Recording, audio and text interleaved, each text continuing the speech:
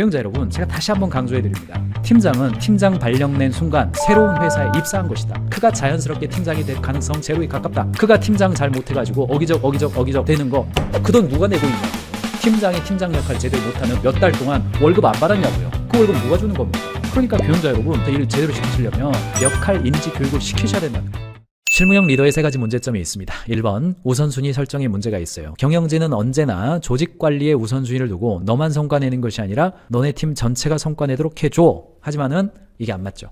혼자 다 하려고 하니까요. 두 번째, 업무 소통 및 피드백이죠. 실무를 잘하는 사람들 솔직히 뭐예요? 아니 공대 나와서 엔지니어가 돼가지고 아니 뭐 지금 마에스트로가 돼 있어요. 그래서 나는 솔직히 사람 상대하기 싫어가지고 기계 상대하고 코드 상대했는데 아니 관리자가 되니까 자꾸 사람 상대하래. 얼굴이 우울하면 어디 아파요? 이런 거 물어보래. 승질나죠. 얻고 자는 게 뭐예요? 물어보래요. 어이구 나 이거 감정적 스트레스 받기 싫었는데. 승질나죠. 제가 지금 듣고 있는 이야기입니다. 현장에 가서 임원들에게 듣고 있는 이야기예요. 업무 소통, 피드백. 훈련받은 바가 없죠. 임원이 될 때까지도 커뮤니케이션 훈련 안 받고 했어요. 솔직히 받기도 싫었고 안 받았어요. 그런데 이제는 해야 돼. 뭐예요? 직원을 코칭할 수 있는 역량이 배운 적이 있습니까? 업무 소통할 때 커뮤니케이션 할 때 배운 적이 있습니까? 없는 거죠. 그리고 이제 결과적으로 리더십 및 관계에 대한 어려움이 있는 겁니다. 내 스스로가 스트레스 받아요. 유럽 여행을 한 번도 가본 적이 없는 사람한테 한 20명 데리고 유럽 여행 다녀오라고 한 거예요. 나도 안 가봤는데 데리고 가야 돼. 뭐 이런 상황인 겁니다. 느낌이 좀 오시죠? 팀장들이 그런 상황이라는 겁니다. 게다가 경영진과 업무 우선순위 또는 경계를 설정하지 않는 경우도 많아요. 경영자가 솔직히 언더백 기업의 경영자가 이 팀장에게 1년 동안 A, B, C 하면 됩니다. 그럼 1년 내내 A, B, C만 하면은 오 박수 쳐주고 우리의 비즈니스가 그런 상황입니까? 그렇지도 않잖아요. 팀장 됐을 때 A, B, C 하면 됩니다. 3개월 지나면 벌써 A 빼시고요. B, C, D 해주세요. 5개월 지나면 벌써 A, B, C는 다 사라지고 새로운 게 또 나타나요. 그러니까 이제 업무 경계도 어려워지는 거죠. 원래 그렇다. 그런 과정을 통해서 우리가 보다 더 나아진다라고 하는 것을 인식할 필요가 있는데 그건 뭐 배운 적이 없죠. 상사의 모든 요청에 언제나 yes라고 대답하는 관리자는 팀의 우선순위와 일의 경계가 없이 일하도록 만들어서 조직에 대한 몰입도를 낮춘다는 이야기입니다. 업무 소통을 빨리 하지 않고 직원들 야근시키는 리더로 전락하게 되어 있습니다. 이게 이제 리더십 연습이 안 돼 있으니까 급하니까 바로바로 그냥 자기가 실무하듯이 하는 거예요. 근데 자기는 실무가 익숙하니까 팀장이 됐지만은 다른 사람들은 그렇지 않거든요. 그러니까 이제 퇴사하고 싶어지는 현상이 일어나는 겁니다. 업무 소통을 빨리 하지 않고 직원들 야근시키는 리더. 직장인 야근 현황을 봤더니 일주일 평균 2.3회 야근하고 있네요. 보니까 이게 평균입니다. 평균값이에요. 직장인 1000명 대상으로 해봤습니다. 보니까 대기업이 33.3%, 거의 안 한다가 중견기업이 30%, 중소기업이 37%. 그러니까 네, 중소기업이 야근 더 안 합니다. 비율로 보면 야근 더 안 합니다. 중견기업이 가끔 한다가 중간이 많고요. 자주 한다도 대기업이 더 많습니다. 아무튼 그렇습니다. 저는 현장에 가서 경영자 여러분들한테 혹은 언더백 기업의 본부장급 또는 부수장급 직원들과 소통할 때 가끔 듣는 이야기입니다. 뭐 이런 이야기 하시죠. 저희는 중소기업이라서요. 한 사람이 여러 사람 몫을 해야 돼가지고요. 저희 업무 빡셉니다. 뭐 이런 이야기 하십니다. 경영자분들도 그렇게 가끔 이야기 하시고요. 실무자들도 그렇게 이야기해요. 그런데 솔직히 이거 경험 편향입니다. 세상은 내가 다 힘들다고 생각해요. 그런데 제가 명확하게 말씀드립니다. 여러분들 대기업이 훨씬 더 빡세게 일합니다. 사랑하는 언더백 기업의 직원, 경영자, 관리자 여러분, 대기업이 훨씬 더 지적이고 정서적이고 감정적이고 업무 양적인 면에서 빡세게 일한다는 거. 뭐 물론 개인 차이는 일부 있겠습니다만 그렇습니다. 제가 경험하고 있는 것은 그래요. 중견기업 조금 다른 것 같기는 하고요. 중소기업도 다르긴 합니다. 또한 대기업에서요. 그냥 승진포기, 승포라고 그러죠. 승진포기하고 월급만 받는 이렇게 민원성 업무라든가 생산직성 업무 혹은 그냥 관리감독적 업무에 있어서는 좀 다를 수 있습니다. 그러나 최소한 자신의 상승 의지를 가지고 기획하고 내가 보다 더 회사 내에서 승진을 하든 승진을 못한다 하더라도 내가 대기업 다녔던 경험을 가지고 중소기업이나 혹은 창업하기로 마음먹은 사람들의 경우에 그 업무의 빡셈의 정도를 보면요. 지적, 정서적, 의지적 여러 가지로 봉합해 볼 때 굉장히 빡센 경우가 많다. 제가 일반화하는 것은 좀 문제가 있습니다만 그건 아니란 이야기예요. 우리는 중소기업이라서 일당백을 하기 때문에 우리가 더 힘들다. 그거는 아니란 이야기입니다. 그런 오해는 하지 마시고 경영자 여러분들도 그렇다는 걸 전제로 직원들과 소통하지 마시기 바랍니다. 개인마다 다르고요. 훨씬 빡세게 일하는 경우가 훨씬 더 많다. 이거 보시기 바랍니다. 팀의 역량을 파악하지 못하고 업무를 부여하는 리더들도 있죠. 직장인 번아웃 증후군을 겪는 이유 탑5로 보니까 1번이 일이 너무나 많고 힘들어서래요. 2번이 매일 반복되는 업무에 지쳐서 라고 대답을 했습니다. 그러니까 팀장이 되면 팀의 역량을 파악하고 업무를 부여해야 되는데 역량보다 많은 업무를 부여받고 그러면은 구성원들 입장에서는 해도 끝이 없네 이렇게 되는 거죠. 저도 이제 군에 있을 때 제가 소대장이었잖아요. 근데 이제 마지막으로 경험한 중대장님이, 이 중대장님이 뭐랄까요, 일종의 승진에 대한 열정이 좀 크신 분이었습니다. 예, 군대에서 이렇게 별을 달려고 이렇게 꿈을 가지신 그런 분이었어요. 그래서 이제 토요일 날 오후가 되면 대대 결산이 있죠. 대대 주간 결산이 있고 대대장님이 가운데 있고 저쪽에 작전, 정보, 인사, 군수 4명의 사대 참모라고 그러죠. 대대 사대 참모가 있고 이쪽에 중대장 쫙 있고 그 뒤에 이제 소대장들이 앉아 있습니다. 그러면 이제 기록은 안 할 거예요. 기록은 안 하지만 노트는 가져가요. 그리고 이제 이렇게 앉아 있습니다. 그러면 이제 쭉 보고가 끝난 다음에 일단 1중대, 2중대, 3, 저희가 이제 2대대니까 5, 6, 7, 8중대 이렇게 보고를 하고 참모진 보고하고 대대장님이 이제 마지막으로 뭐 간부들 고생 많았고 병사들도 개인 정비해야 되지만 간부들도 개인 정비 필요해. 자, 들어가 쇼. 끝나면은 너무 행복한 날이에요. 그런데 비가 왔어요. 대대 뒤에 망대가 축대가 무너졌어요. 하수구가 지금 막혔어요. 그러면 제가 봐도 누군가는 남아서 어느 소대 정도는 남아가지고 그거 뚫어야 돼. 말뚝이라도 박아놔야 돼요. 말뚝이라도 박아놔야 됩니다. 그 다음에 눈 왔으니까 저기 지금 탄약고 올라가가지고 탄약고 올라가는 길 막혔는데 거기 쓸어놔야 돼 지금.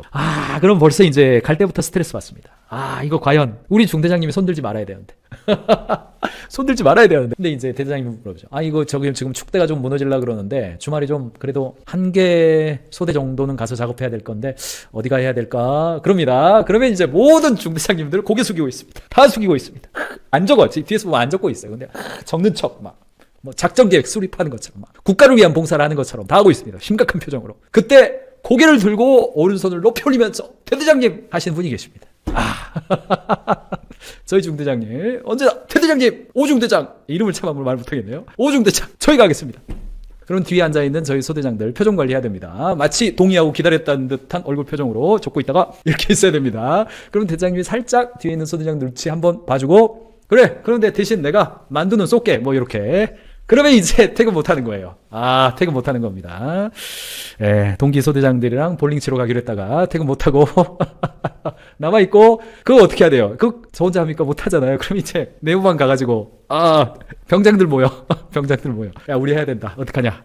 야 우리 15명만 가자. 1소대 2소대가 몇 명씩 하기로 했고 15명 가자. 지난번에 누가 했지? 야 거지긴 좀 빼주고 야 가자. 가야 됩니다.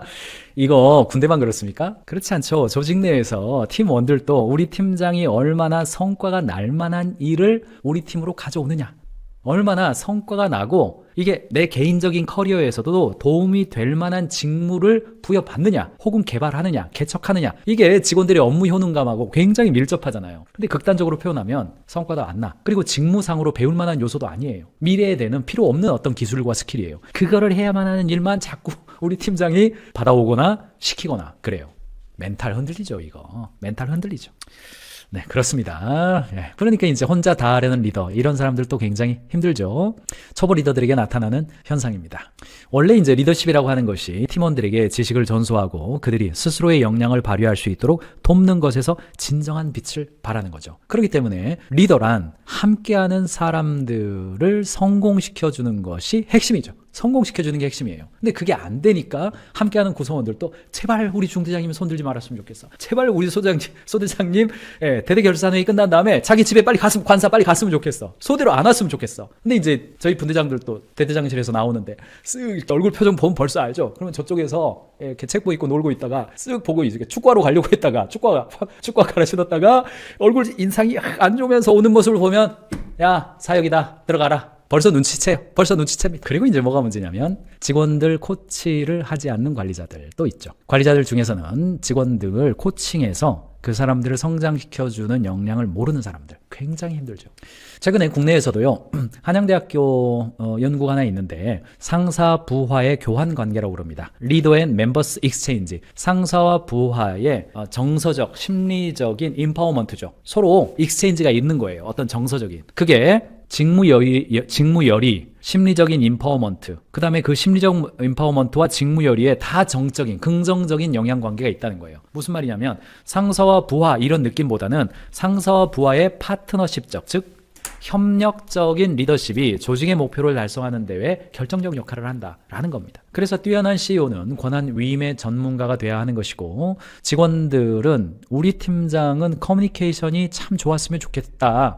나는 직무교육 받고 싶지만 나의 리더는 직무교육은 됐고요. 커뮤니케이션 교육 좀 시켜주세요. 라고 말하는 것이 오늘날 실무자들의 현실이에요. 동시에 직원들이 다가가기 어려운 리더가 되어 있기도 합니다. 팀장님 말씀 잘 이해 못하겠는데 다시 질문하기가 무서워서 일단 대답은 했어요. 간신히 일을 끝내고 보고해드렸더니 처음부터 다시 해오라고 하시네요. 이게 현실입니다. 경영자 여러분, 제가 다시 한번 강조해드립니다. 팀장은 팀장 발령낸 순간 새로운 회사에 입사한 것이다. 팀장의 역할, 팀장의 직무를 수행하기 위해서 온보딩 교육을 시켜주지 않으면 그가 자연스럽게 팀장이 될 가능성 거의 제로에 가깝다. 그가 팀장 잘 못해가지고 어기적 되는 거, 자기 인생에서 도움이 되고 자기 인생에서 좋은 경험했다. 그러면 개인에게도 그 도움 되는 겁니다. 근데 문제는 뭡니까?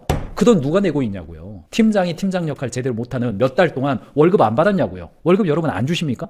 팀장 월급 주셨잖아요. 팀장 수당 주셨잖아요. 그 월급 누가 주는 겁니까? 그러니까 경영자 여러분, 돈 주면서 일 제대로 시키시려면 역할 인지 교육을 시키셔야 된다는 겁니다. 괴롭혀야 돼요, 팀장 됐을 때. 그게 10X 포인트잖아요. 여기에 전략적 변곡점이라는 개념이 있습니다. 사장이 어떤 일에 돈을 쓸 때, 써야 될 때와 쓰지 말아야 될 때가 있어요. 적절한 타이밍이라는 게 있는 겁니다. 비즈니스도 마찬가지고요. 인재를 교육할 때도 똑같습니다. 자, 비즈니스에 있어서 대표적인 예가 블록버스터하고 넷플릭스니까 블록버스터를 기준으로 말씀드려보죠. 제가 종종 그리는 그림입니다만 여러분 어떠세요? 어떤 제품이나 상품이 시장에 나왔을 때 초기에 혁신가 그룹이 받아들이고 얼리 어댑터가 받아들이고 조기 수용자, 후기 수용자, 이탈자죠. 이게 이제 시장이 그렇게 되는 것이고, 기업 입장에서 어때요? 시장 사이즈가 늘어났다가 이익률이 제로에 수렴했다가 결국 시장에서 퇴출되는 과정을 경험하죠. 이게 이제 블록버스터가 그렇게 된 것이고, 노키아 핸드폰 사업이 그렇게 된 것이고, 코닥의 필름 사업이 그렇게 된 거죠. 일반적으로 비즈니스는 이런 흐름을 가져요. 그런데 이